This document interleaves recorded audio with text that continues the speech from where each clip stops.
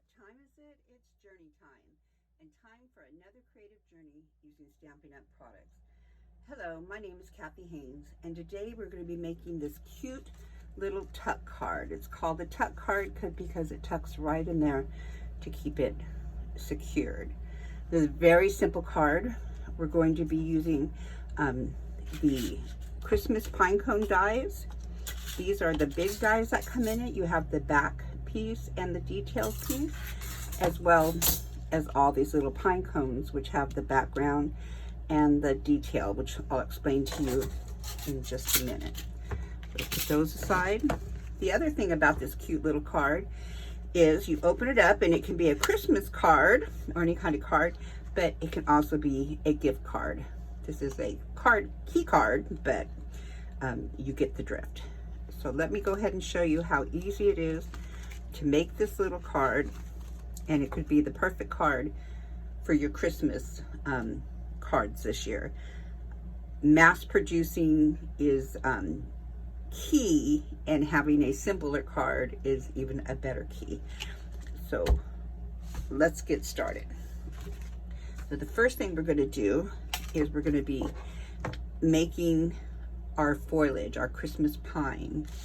And how I'm going to do that is I like to start with white. Now some people will like to cut it out in green or another color, but I like to start out in white because I like the artistic value. I like to know that I created this. So we have two stamping brushes, stamping blends brushes, and one is green. So I'm using Evening, Evergreen, and Crumb Cake. Now I just want to make sure that I have these the right color, and I'm gonna put those right there.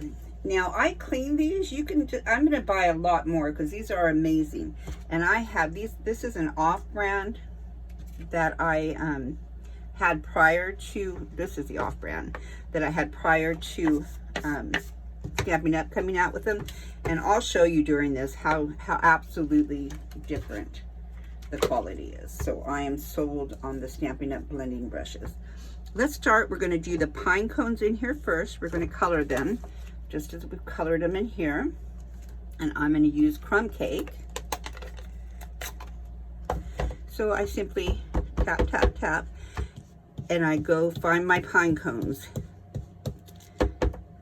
Now if you notice how delicate this is, some of these things are only held on by a thread, let's just say. So these blending brushes are so much safer to use than sponging. Because I'm sure if I tried to hold this up and sponge, I'd be tearing a bunch of branches. The other thing I'm doing is I like to keep a window sheet, which I didn't have handy, so I'm just using another plastic, but something non-porous underneath my project when I'm inking, because the ink is getting on the project and I'm reusing it. If you did this on a piece of paper, grid paper, or something else that was absorbent, you'd just be losing all that ink. It'd be automatically, quickly absorbing into the paper. So this way I'm picking up the color again and again and again. So I'm going to get those a little bit dark, go back over a couple of them. Of course, you do want a little bit of variation to show depth. Okay, so that looks about good. Those are my pine cones. So I will put the Crumb Cake away. And now I'm using a new color, the Evening Evergreen from the Stampin' Up! New in Color. And I'm going to turn this over to another side that I had already used before. That's green. And look at that. Isn't that just amazing how easy that slides on? Just tap, tap, tap, and pull. And you do not have to be exact in this whatsoever. This is a muted background. So some of you have an eye for detail and you might go in there and do it perfect, but not me. Okay. Few more edges. Use up some of that ink. Waste not, want not. And the last last branch. And let's see if we need to do any touch-up. Let's see. A little bit here. I think that one could use more. The base. And the variegation of color just adds to the depth of the project. So I'll take a white piece and show you. Isn't that adorable? Put this aside, then I'll simply wipe off my window sheet or my plastic with a diaper wipe, and I'm ready to go for next time. So for this one, I only needed a piece this big, so I chose to cut it off right here. Look how easy this is. This is how delicate this is, and those brushes did not tear it. And I'll put this away for later. So now I have my piece like that. Now I'm going to take all the dimensions will be listed below. And this is some retired Stampin' Up! Christmas Designer Series paper. So never think that your old paper is not still valuable, because it sure is. Isn't that adorable? I'm going to take some Tombow and attach this. Whoop, come on out, Tombow.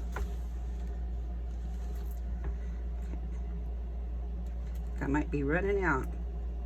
Whoop. Yeah. Never use your fingers. Okay. I'll wipe them off in just a second. Okay, tip it over and line it up. Okay. And then I like to tip it over and really press. I don't want to get my hands all sticky, and I need to wipe my hands right now because I touched the ink. All right. Or I touched the glue. All right, so that's that part. Now we're going to build the base up. So I've cut another piece. This is the same package to go right here.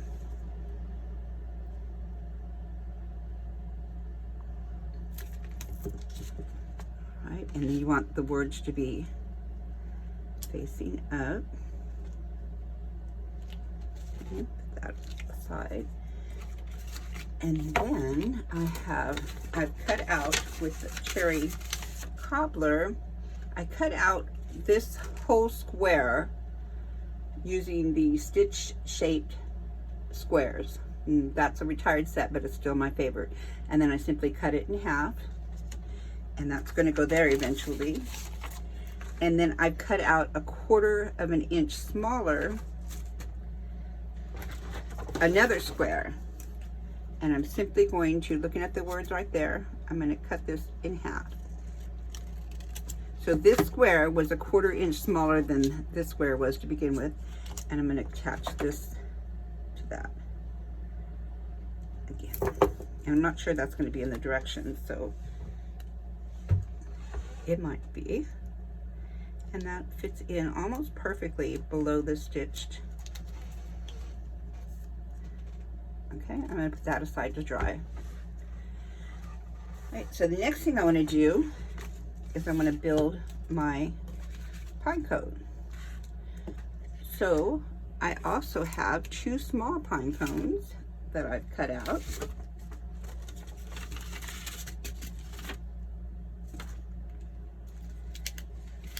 So I've got 2 bases and I've got 2 tops.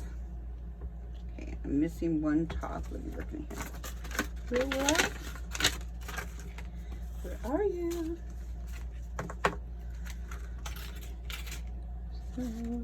You know it's here. It's always here. Happens every time. But for now, I will just do this one. So I'm going to take my paper back, and I'm going to use crumb cake.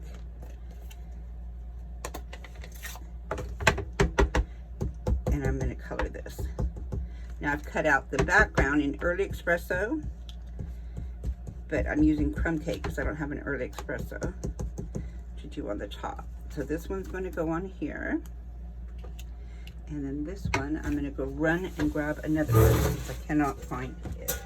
Give me just a second.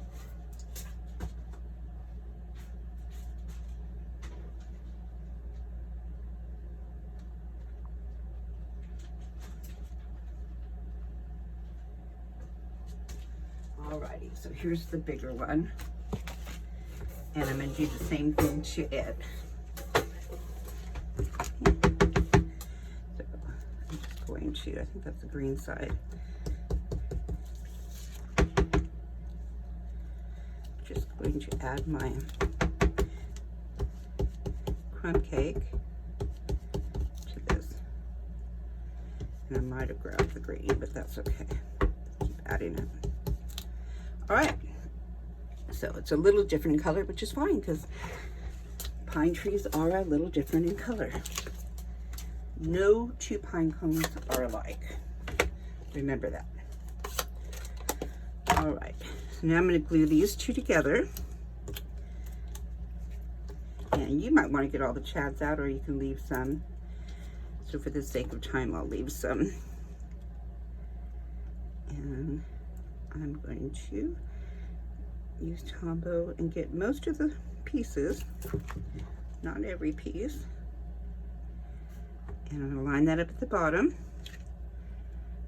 And see, it lines up perfectly. If you get this bottom piece done, the rest will fall in place. Isn't that adorable? And then the same thing with this one.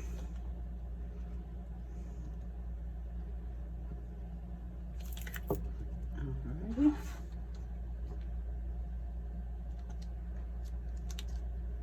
Alright, so I've got all my pieces. Now I'm going to take this, and I only want to put adhesive towards the center because I want the edges to kind of be flowy, to blow in the wind. A tay in the wind for anybody who's seen that show, movie. Right? And then I'm going to put this one right here. Right. Then I'm going to take, this is a very simple card, you guys. We're halfway through. Now I'm going to take dimensionals and put them on the back of my pine cones. Put this one down here. And put this one right up here. Okay, so normally I want to add some bling. See the bling here? But I ran out of my, and these are amazing. The difference in the brightness between store-bought and Stampin' Up is incredible. But I wanted 3 big ones. So I think I'll do 1 big one and 2 of these small ones. And so what I'm going to do is I'm going to take my red marker, my Stampin' Blends, the Cherry Cobbler. This is light cherry cobbler, but it will do. And I'm going to color some rhinestones. Okay. I only need 2. This is a very old one. This is from years ago. This is Blendabilities. So I need to buy new. This is more than had its day. And then I'm also going to do a big one. And this is an off-brand. And maybe you'll see the difference when I'm done, how these Stampin' Up ones just really pop. But I don't have any big ones. All right. So I think I'll put a big one right there. And I didn't really give it time to dry, so I'll add a little more. And then using my pick a tool, I'm going to pick this one up, put it right there.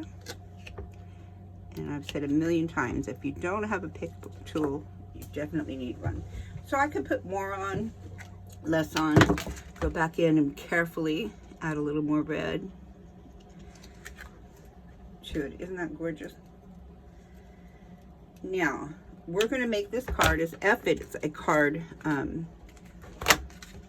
holder. So we want this to be right in the center when we're done.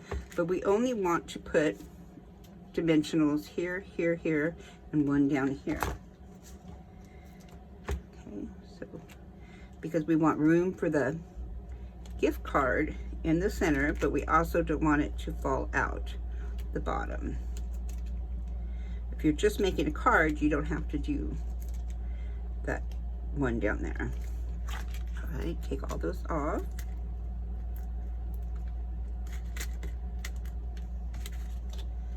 And then again, center this. All right, there we go, we're getting there. Now we have the inside part, and what we want to do is line it up so you're not seeing the cherry cobbler from the outside. So how we do that, first we're going to glue this to this, and I'm not going to put a sentiment in this time. I'll put it on later because I think I want a different sentiment. Okay. Then I'm going to put glue on the back of this and pick it up, but you do not want to put it on there until you have, whoops, wrong card. You want to line, facing you want to line this up. So pick it up in the air, line it up to where you can't see it, and then close your card and press. And this will line it up perfectly on the inside. Okay, so there you go. Now we'll put our tuck piece on. And you just want to go right on the very edge because you want to leave. I'm doing right where the stitching is on the front. I'm doing that on the back. And I'm going to put that right here in the corner and give it time to dry. Look at my hands already. And I cleaned them so well before I started. But this is my second video this morning, so I'm kind of behind. All right, so now pretty much our card is complete. We're just waiting for this flap to dry, and then we'd simply tuck this into it. There you go. What do you think of that? Super simple. And then if you are going to do a gift card, it would simply tuck right in there and then tuck that in again. So perfect Christmas card, gift card holder, or just Christmas card, your choice. Let me know what you think. I hope you'll hop on over to journeytime.stampinup.net and take a look at the products that I'm using for this card. It is celebration right now. It ends September 30th, the very last day that you can place an order and get free product. For instance, I just said this on my last one, I'm using this sheep set, counting sheep, that I got free, and the dies that I got free for another $50 order to make a cute card this week. So hit the like and subscribe, and hit the notification bell below, and you will be notified when I upload those videos. And I have a couple more videos coming out this week. So I hope you had a good time. Thank you for joining me on this creative journey, and I hope to see you on another one. Have a great day.